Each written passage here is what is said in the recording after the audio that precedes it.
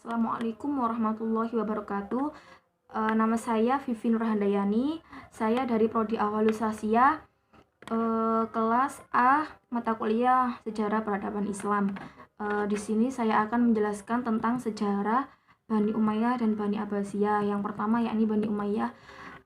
Nama Daulah Umayyah ini berasal dari salah seorang pemimpin kabilah Quraisy zaman jahiliyah yang bernama Umayyah bin Abdi Syam bin Abdul Manaf.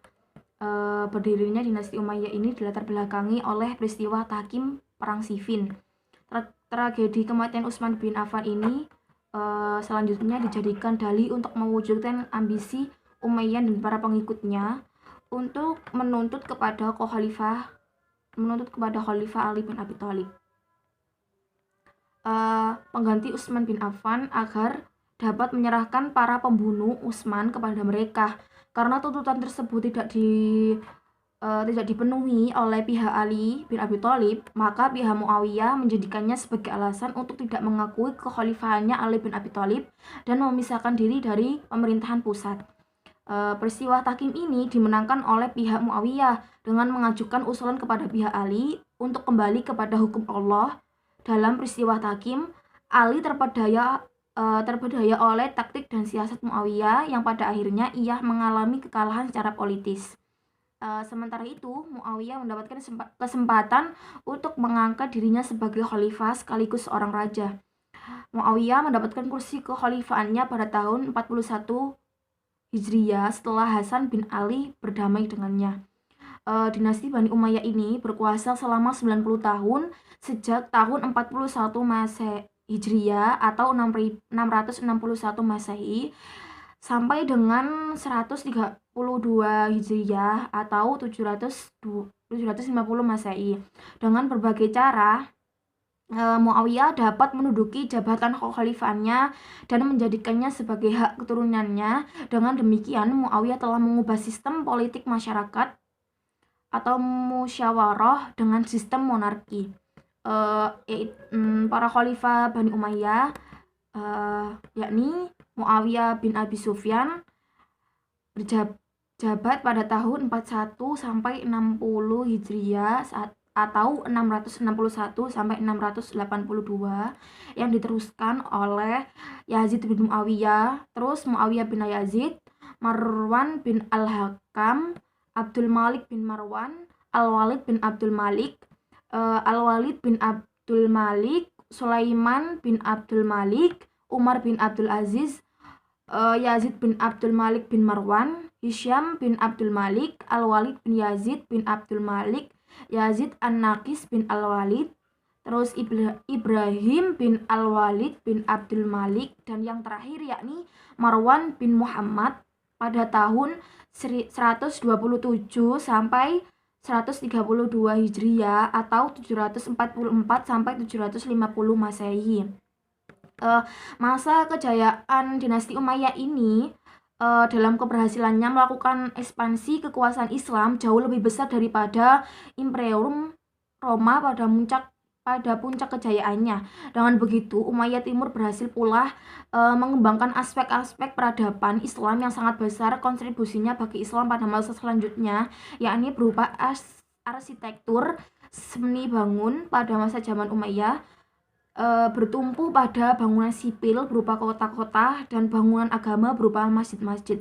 Yang kedua yakni organisasi militer. Pada masa Umayyah ini organisasi militer terdiri dari angkatan darat, Al-Jud, angkatan laut, Al-Bahriyah, dan angkatan kepolisian, Asyurtah.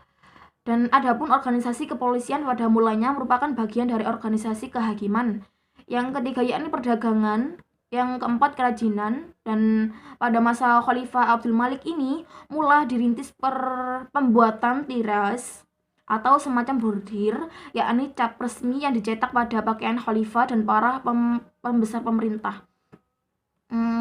Yang kelima yakni pengembangan ilmu-ilmu agama. Ilmu yang mengembangkan saat itu diantaranya ilmu yang berkembang pada saat itu diantaranya yakni tafsir, hadis, fikih, ilmu kalam, dan sirah atau tariks.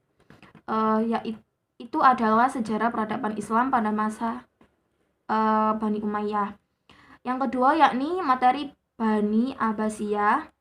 Sejarah Bani Abbasiyah ini didirikan pada tahun 132 Hijriah atau 750 Masehi oleh Abdul Abbas As-Saffah dan sekaligus sebagai khalifah pertama kekuasaan Bani Abbasiyah.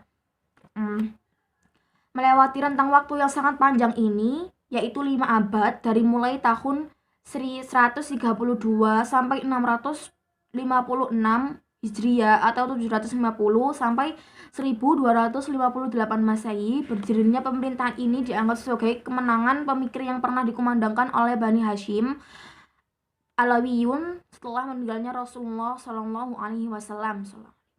Dengan mengatakan bahwa yang berhak berkuasa adalah keturunan Nabi Muhammad Shallallahu Alaihi Wasallam dan para anak-anaknya. Kelahiran Bani Abbasiyah ini erat kaitannya dengan gerakan oposisi yang dilancarkan oleh golongan Syiah terhadap pemerintahan Bani Umayyah. Masa kekuasaan Bani Abbasiyah ini, selama dinasti Bani Abbasiyah berdiri, pola pemerintahan yang diterangkan berbeda-beda sesuai dengan perubahan politik, sosial, dan budaya. Berdasarkan pola pemerintahan itu, para sejarawan biasanya membagi kekuasaan Bani Abbasiyah pada 4 periode. Yang pertama yakni masa Abbasiyah 1, yaitu semenjak lahirnya dinasti Abbasiyah tahun 132 Hijriah atau 750 Masehi sampai meninggalnya Khalifah Al-Watsiq tahun 232 Hijriah atau 847 Masehi. Yang kedua yakni masa Abbasiyah 2, yaitu mulai Khalifah Al-Mutawakkil pada tahun 232 Hijriah atau 847 Masehi sampai berdirinya Daulah Buwaihiyah di Baghdad tahun 334 Hijriah atau 946 Masehi. Yang ketiga yakni masa Abbasiyah 3, yaitu dari berdirinya Daulah Buwaihiyah tahun 334 Hijriah atau 946 Masehi sampai masuknya kaum Saljuk Baghdad di tahun 447 Hijriah atau 1055 Masehi. Dan yang terakhir masa Abbasiyah 4, yaitu masuknya kaum Saljuk di Baghdad tahun 447 Hijriah atau 1055 Masehi sampai jatuhnya Baghdad ke tangan bangsa Mongol di bawah pimpinan Hulagu Han pada tahun 656 Hijriah atau 1258 Masehi. Yakni selanjutnya masa kejayaan peradaban Bani Abbasiyah.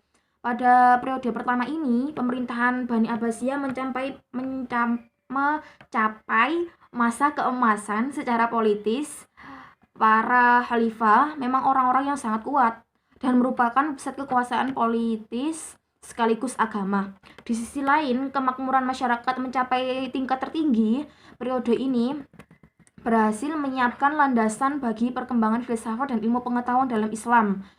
Puncak kejayaan dinasti Abbasiyah ini terjadi pada masa Khalifah Harun Ar-Rasyid pada tahun 786 sampai 809 Masehi dan diteruskan dengan anaknya Al-Ma'mun tahun 813 sampai 833 Masehi.